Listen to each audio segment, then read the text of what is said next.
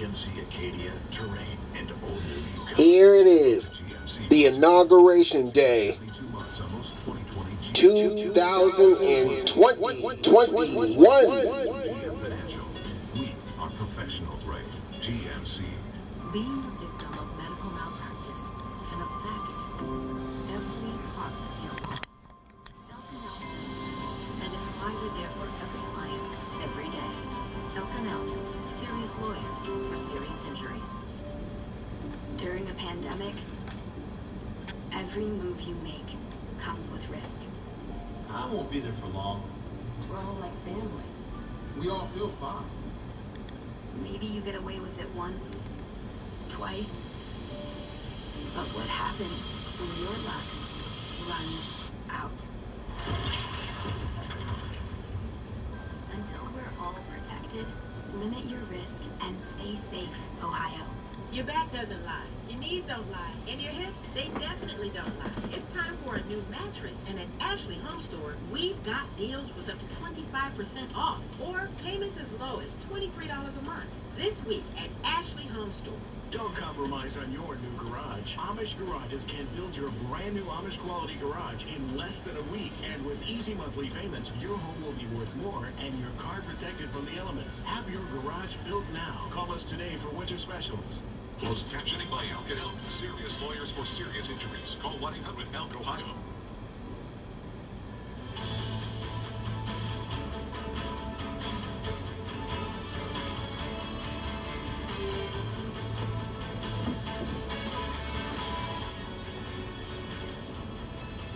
Welcome back.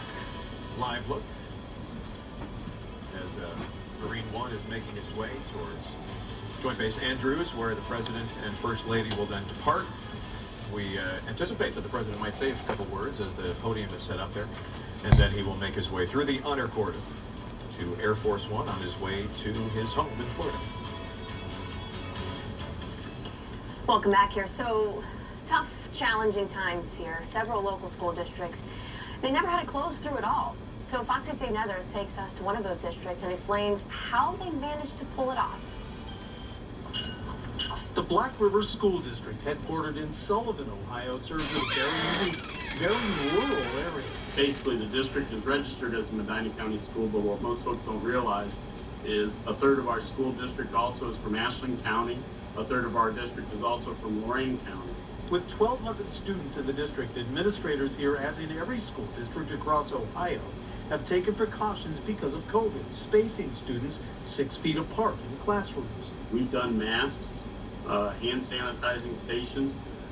We've mapped out the flow of students in our building. We have arrows down on the floor. We have spots where students stand. We practice how are we going to serve lunch? How are we going to unload students from off the buses? And although the district has experienced fewer than 20 cases of COVID, none are believed to have come from contact within the school buildings. So one other thing that makes Black River unique is that through the pandemic, it has never had to close. Medina County at one time was purple. Ashland County maintained red status. There was a time when Lorain County was purple, but what was interesting, there was a time when we didn't have all three counties in purple at the same time. Superintendent Chris Clark says concerns about finding enough substitutes in November created a challenge that his teachers and staff overcame. And while there is a plan in place that would close the district if the conditions called for that, he credits everyone involved at every level for working to keep it open. This has been huge. This has not been a one-person effort or even a handful effort.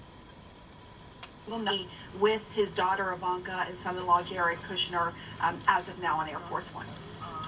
Stand by, Jeremy Diamond. I pray for peace. I know that most people who agree with me that do think that Trump did a lot of good things. I mean, but I do believe that this is the saddest inauguration I have ever watched. I have never missed a minute of any of them. I've been up all night waiting to make sure I didn't miss 1 minute, and I will for the rest of my life. All right. Thank you, Cynthia. That was Vice President-elect Kamala Harris in her motorcade. and en route to either Blair House to meet up with the president. Here it is, the presidential We don't inauguration. know, but that was her motorcade in downtown Washington. Maybe Greta Bronner knows. Peter, as we're watching the video and the day unfold, we saw the president leaving the White House for the final time. Just real quickly, Jennifer Jacobs, who reports for Bloomberg from the White House, notes that the president said this. It was, quote, the honor of a lifetime. Trump tells us and mouths thank you to the press. He said he just wants to say goodbye, and we love the American people. Peter? Joyce, Bakersfield, California, American unity is the theme of this year's inauguration. There have been many in the past that have had themes as well. Any stick with you? Good morning. I am so excited to be able to speak with you this morning. And of course, Obama's inauguration was absolutely historical.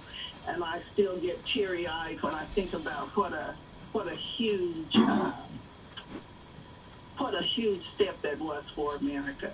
Just absolutely heartwarming. But I called in this morning because I would like to hear President Biden's administration's plans to address the concerns of those fringe groups who participated in that January 6th insurrection. Do you think that's something he's going to address in his inauguration address? I think he would miss an opportunity, that first step, if he doesn't say something about how he plans to listen to those people.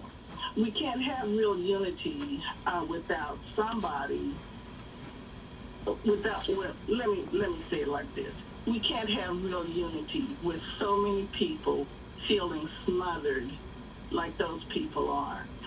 I'm black, and as a black person, I couldn't understand why are these white people, excuse that, all those racial tones, but listen, why are those white people talking about they want to be free? Free from what?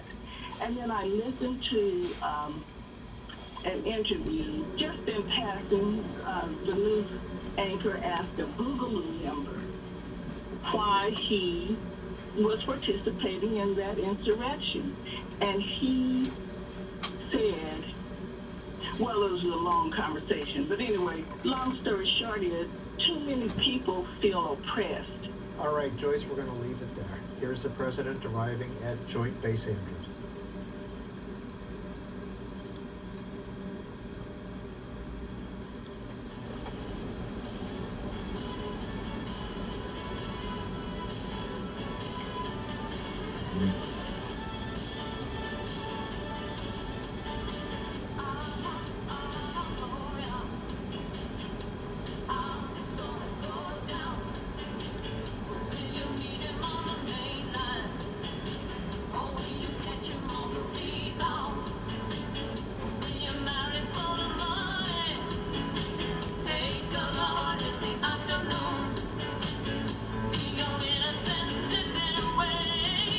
Don't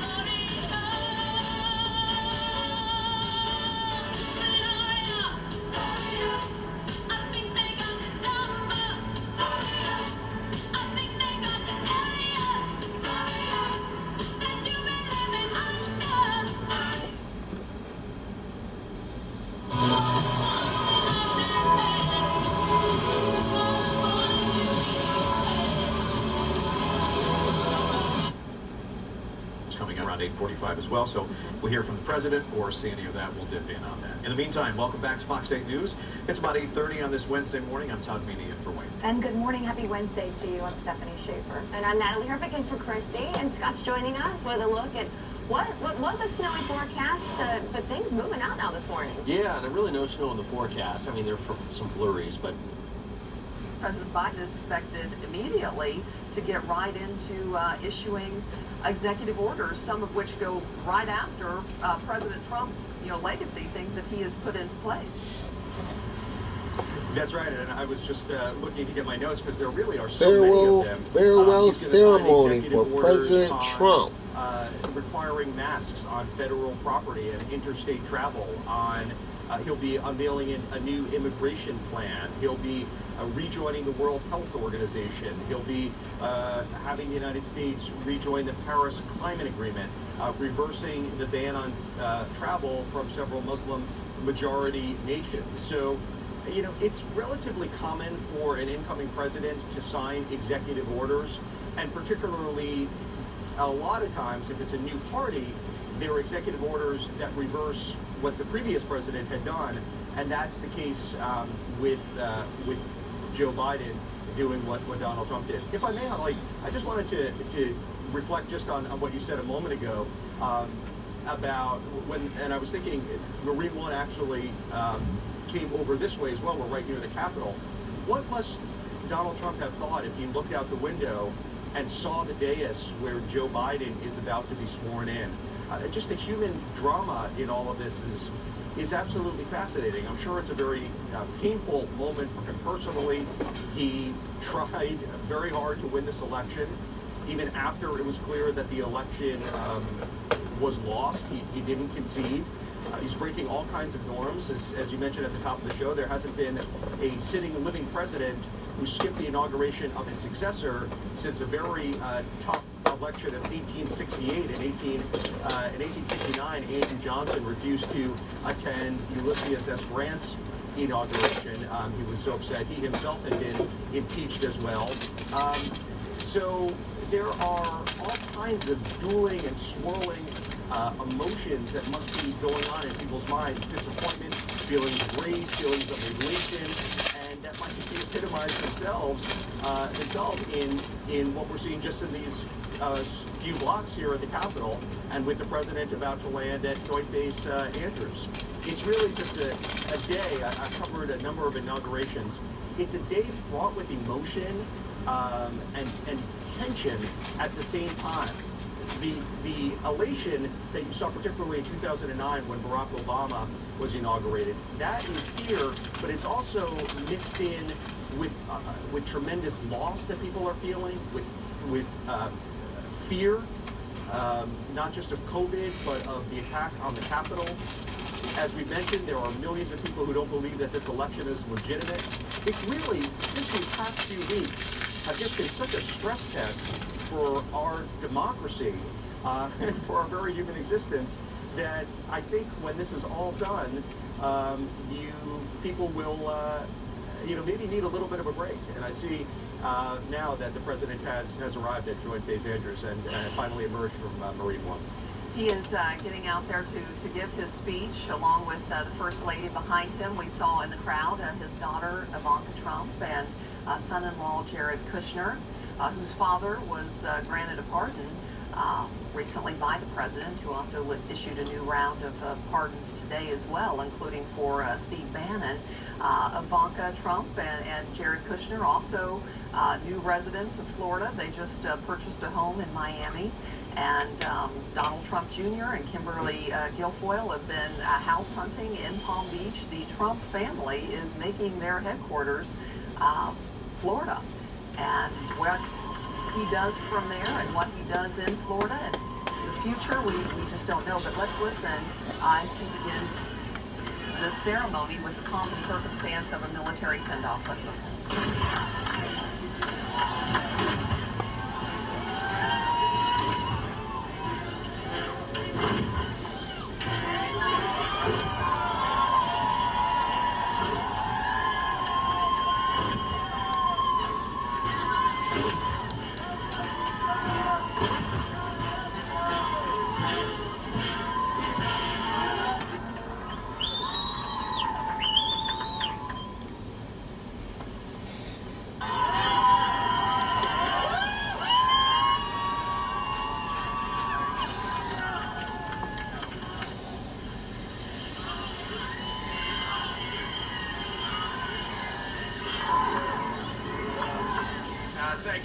much, and we love you, and I can tell you that from the bottom of my heart. This has been an incredible 4 years. We've accomplished so much together. I want to thank all of my family and my friends and my staff and so many other people for being here. I want to thank you for your effort, your hard work. People have no idea how hard this family worked. They worked for you. They could have had a much easier life, but they did a fantastic job. I just want to thank all of you, everyone. I want to thank Mark Meadows, who's here, someplace right there. I want to thank Mark. But it's been something very special. We've accomplished a lot. Our First Lady has been a woman of great grace and beauty and dignity. And so popular with the people, so popular with the people. In fact, honey, would you like to say a few words? Being your First Lady was my greatest honor. Thank you for your love and your support. You will be in my thoughts and prayers. God bless you all. God bless your families. And God bless this beautiful nation. Thank you. What else has to be said, right? But what we've done, that's true, great job. What we've done has been amazing by any standard. We rebuilt the United States military. We created a new force called Space Force. That in itself would be a major achievement for a regular administration. We were not a regular administration. We took care of the vets, 91% approval rating. They've never had that before. The vets have given us, the VA, the vets have given us an approval rating like has never been before. We took care of our vets and our beautiful vets. They were very badly treated before we came along. And as you know, we get them great service and we pick up the bill and they can go out and they can see a doctor if they have to wait long periods of time. We got it so that we can sadly get rid of people that don't treat our vets properly. We didn't have any of those rights before when I came on, so our vets are happy, our people are happy, our military is thrilled. We also got tax cuts, the largest tax cut and reform in the history of our country by far. I hope they don't raise your taxes. But if they do, I told you so. And if you look at the regulations, which I consider the regulation cuts to be maybe even more important, that's why we have such good and have had such good job numbers. The job numbers have been absolutely incredible. When we started, had we not been hit by the pandemic, we would have had numbers that would never have been seen. Already our numbers are the best ever. If you look at what happened until February a year ago, our numbers were at a level that nobody had ever seen before. And even now, we really built it twice. We got hit. Nobody blames us for that. The whole world got hit, and then we built it again. And now the stock market is actually substantially higher than it was at its higher point prior to the pandemic. So it's really, you could say we built it twice. And you're going to see incredible numbers start coming in if everything is sort of left alone. Be careful. Very complex. Be careful. But you're going to see some incredible things happening. And remember us when you see these things happening, if you would. Remember us, because I'm looking at elements of our economy that are set to be a rocket ship up. It's a rocket ship up. We have the greatest country in the world. We have the greatest economy in the world. And as bad as the pandemic was, we were hit so hard, just like the entire world was hit so hard. Places that thought they got away with it didn't get away with it. They're suffering right now. We did something that is really considered a medical miracle. They're calling it a miracle, and that was the vaccine. We got the vaccine developed in 9 months instead of 9 years or 5 years or 10 years or a long time. It was supposed to take a long time, many, many years to develop a vaccine. We have 2 out.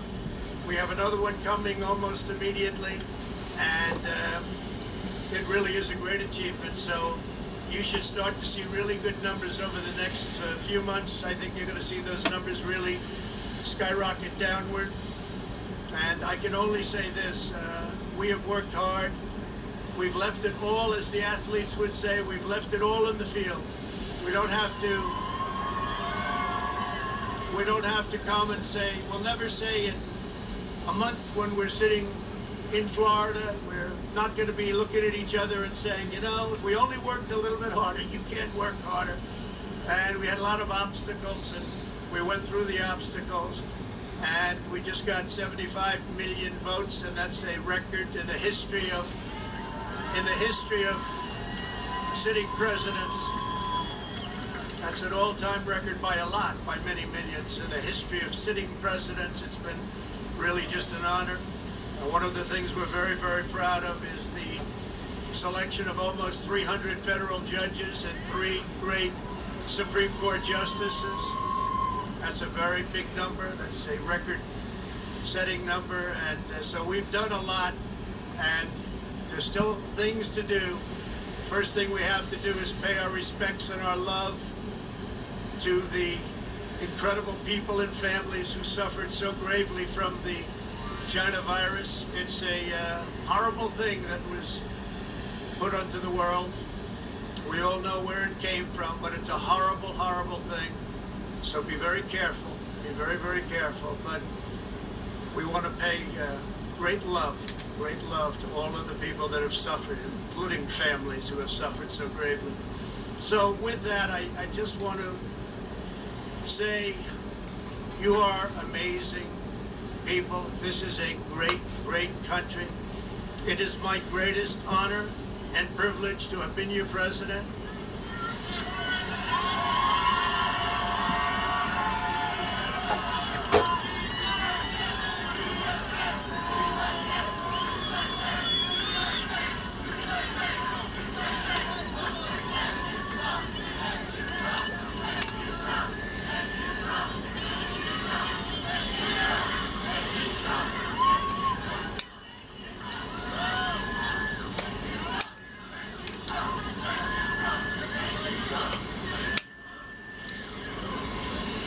I will always fight for you.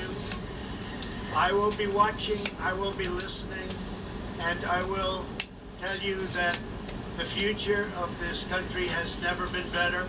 I wish the new administration great luck and great success. I think they'll have great success. They have the foundation to do something really spectacular. And again, we put it in a position like it's never been before, despite the worst plague to hit since, I guess you'd say, 1917, over 100 years ago. And despite that, the things that we've done have been just incredible, and I couldn't have done it without you. So just a goodbye. We love you. We will be back in some form.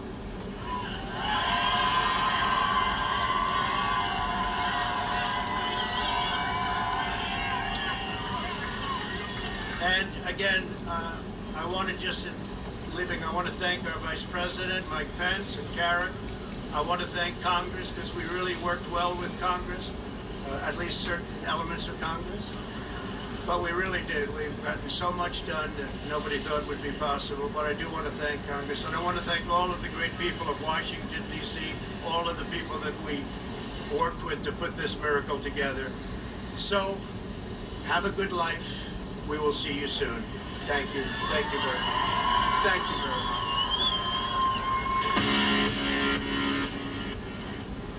Been listening live as President Trump gives his final address to his crowd of supporters there at Joint Base Andrews, about to get on to Air Force One and his final trip on that plane as president. At noon today, his presidency ends, and he will be flying into Palm Beach, Florida, which will be his new home and a base of operations for what he says to be back in some form.